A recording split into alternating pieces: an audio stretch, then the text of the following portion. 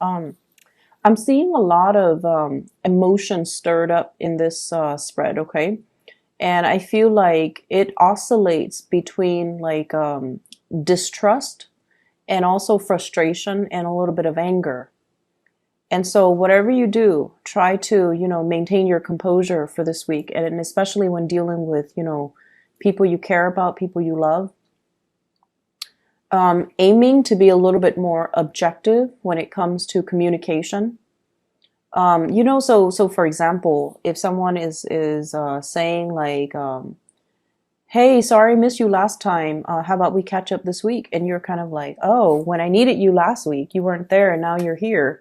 When you're, like when you're free, so be a little bit careful about, not adding fuel to the fire. If somebody's communicating, just take whatever they say at face value, and don't inject that sense of cynicism or that sense of mistrust into the communication. Okay, and the reason I say that is at the center of the spread, how you and your significant other or your crush are dealing with each other. We have the moon, and the moon deals with confusion. It also deals with overall. And your energy is very directed. You're very concise with communication. You're very clear. With you, everything is like yes or no. Do you like this or don't you like this? Like you're very decisive. You own your feelings. You own your emotions, and you know how you feel about somebody at all times. Okay. So with the moon, it indicates to me you possibly dealing with someone who's very wishy-washy. Yes, there is a strong emotional connection, but there is also a sense of mistrust and a sense of like jealousy coming into the picture as well, where somebody says one thing and they do another, or their actions are not very consistent with their words. And so, or they're not even communicating clearly. You ask them, one thing and they respond with another. You can say like, "Hey, let's meet up at 7." And then they're like, "Oh, 7's not good for me," but they don't give you an alternative, like time. So dealing with somebody who could be very wishy-washy, non-committal, not so much non-committal, but the way they communicate kind of sucks. And I feel like your patience is wearing thin with this person. And I feel like, this is not a one-time thing. I feel like it's been happening, over and over and over again. You could have been pursuing this person for like 2 months, and you're realizing these patterns about them. Okay, so I feel like most of you are coming in with new relationships. For those who are in stable relationships, there's still, I see arguments and things brewing because somebody's not taking care of their responsibilities. But overall, I feel like, people who are newly out there dating, there's like confusion when it comes to your partner. This is your energy, the Two of Wands. Usually this is like being at a distance from a partner. Some of you could be traveling for work, and some of you have a lot of responsibilities where you have to do overtime, where you have to work on the weekends, where you've been getting out of the house, you've been like very busy, I feel. And with the Two of Wands, it's sort of like, it's a relationship card, but one person is not in the picture. And the partner that you have, you're looking at your partner. We have the Nine of Cups. This is somebody with a lot of options. This is somebody that could be very flirtatious. If they're not flirtatious, at least they're so nice that they have trouble saying no. They have trouble turning down offers. They're not very clear to reject people, and they're not very clear about telling people, "I'm not interested, take a hike." So they have a lot of onlookers kind of lurking around, hoping to, get an in. So you have someone who's quite popular, who's very likable, who is quite popular, very likable, easy to be around with, quite fun to be around with, very sweet, loving, affectionate. But they might have a lot of options around them. And I feel like for those who are trying to, get this person, I feel like they're looking elsewhere. Their attention is elsewhere. And so I almost feel like you want to possess this person. I almost feel like you want to kind of like corner them, not so much like physically, but so that you can get a clear, concise answer out of them, and so that you can get a clear, idea as to how do you feel about me? Is this, are you serious with me, or should I, stop wasting my time with you? And you're not really getting any type of a, verbal yes or no from this person. They're very evasive. And what I have here is the Seven of Wands and the Tower. The Seven of Wands is, it's a relationship, I feel like, from your end, where it's very challenging, it's very hard, and I feel like it's affecting your self-esteem from one moment to the next. If you're dealing with someone who's very wishy-washy and they're not able to commit to you, or they say one thing and they do another, it's almost like, it just feels to me like it's very difficult. And with the Seven of Wands here, this is almost like all the energy, all the frustration is directed at one person. So I feel like this is your energy towards them, trying to get them to be clear, trying to, and even with coupled people, I feel like there might be falling outs, there might be arguments coming into the picture, okay, with the Tower.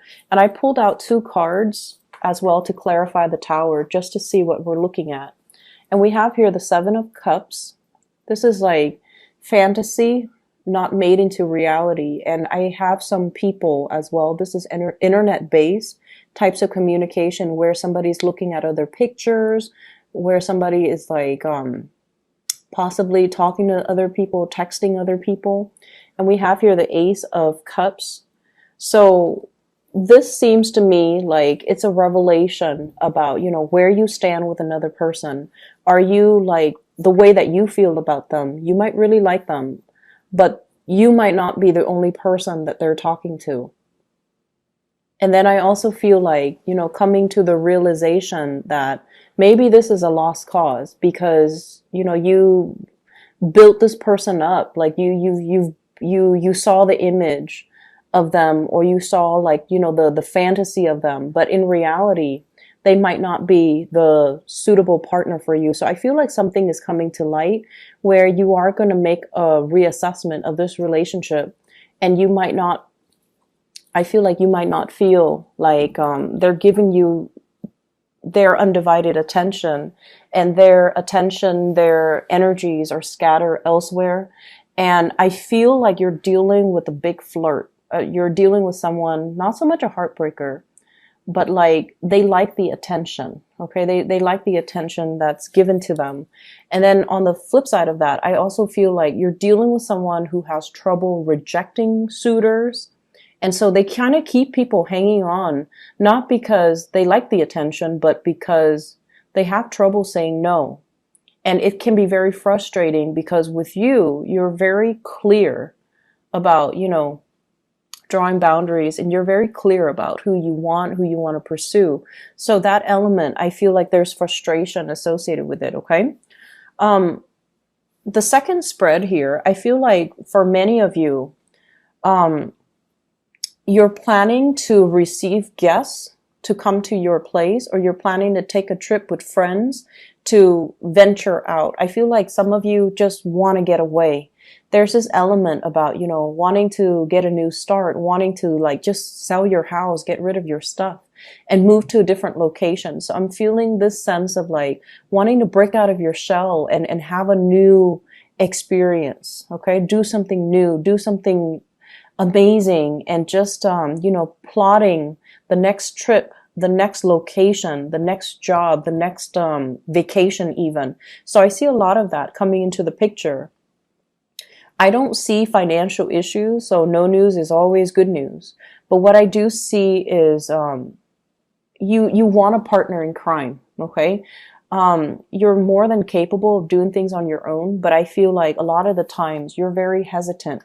You want a partner by your side, either a friend that you can travel with, somebody that you can go and have lunch with, even a dog that you can take for a walk. But I feel like there is a sense here of not wanting to do things on your own, and that can really hold you back in a lot of the major decisions that you're making. If life is so contingent on having another person by our side, you might as well be like a Gemini or a Libra rather than an Aries. So you're given the Aries energy for a reason, because when you start things on your own and not have to wait around for other people, there are no logistical issues, okay? Because you started, you know where you are, and you can basically plan things and to cater to yourself. So I feel like in a way you might have come to this week, with the realization that I've really held myself back in life. I keep waiting around for people and they don't really deliver what they promise. Okay. And then I also feel for many of you as well, like waiting on guests. So that energy, it's like waiting to coordinate so that the two of you can meet up, or they're coming to visit and they're going to stay overnight, or they're going to stay, over the weekend and things like that. And I also have as well the Seven of Cups, and it's showing up, before in the love reading as well as now. And this card usually indicates, the fantasy, okay? Conjuring, dreaming, wondering what if. And I feel like for many of you, there's a warning here about, not going back to the past. And they're saying like finding a new place, finding a new location. Not getting pigeonholed into like, so for example, I see you making plans, wanting to break away and wanting to make some major changes in your life. And they're saying as well, don't go back to the past, because you're looking back at the past and there's some blockages here. And it's sort of telling you, for example, if you're thinking about, I want to quit this job, I'm bored, and I want to go back to my previous job, going back to the past is probably not a good idea. Okay. Or there's that ex that was always, interested in me, or that guy from high school that's always interested in me. I want to know if, things can play out. And they're saying like, don't go back to that past. Don't live in that time capsule and relive, the movie reels from the past, because life goes on. And once again, if you find yourself having to do a lot of things on your own, I feel like you are craving a partner, somebody that can stand by your side, or even like a friend, a partner in crime, somebody that you can do these things with. But you're more than capable. This is your energy. You need to embody your energy, and you need to, own up to the fact that I'm more than capable of doing it on my own. So I feel like a lot of plans have been delayed because you were waiting on other people, waiting for them to get their stuff together, waiting for them to, overcome their sense of like stagnation, waiting for them to finish things, waiting for their career to start. And it has been a series of setbacks because plans were made with other people. So aiming to be a lot more independent and, things like that. I feel like it's going to bode well for you with your Aries energy. It's in perfect alignment with where you're supposed to go and the person that you're supposed to become.